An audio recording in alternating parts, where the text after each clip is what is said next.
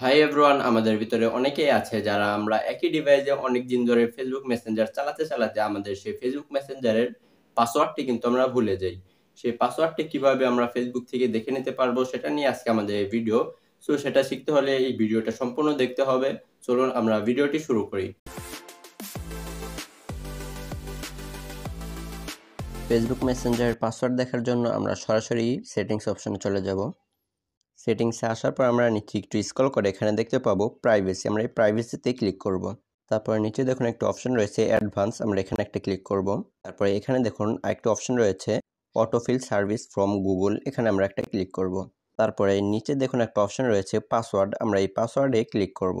পাসওয়ার্ডে click করার পরে আমাদের এই জিমেল অ্যাকাউন্ট দিয়ে যে সমস্ত ফেসবুক আইডি অথবা যে কোনো আইডি হতে পারে, আপনার টিকটক, ইউটিউব যে কোনো আইডির পাসওয়ার্ড কিন্তু আমরা এখান থেকে দেখতে পাবো। আমি আপনাদের ফেসবুকের পাসওয়ার্ডটি দেখাচ্ছি। এখানে দেখুন facebook.com, এখানে আমরা একটা ক্লিক করব। তারপরে এখানে আপনার ফোনে যদি লক দেওয়া থাকে তাহলে লক চাইবে, আমি লকটা দিয়ে দিচ্ছি।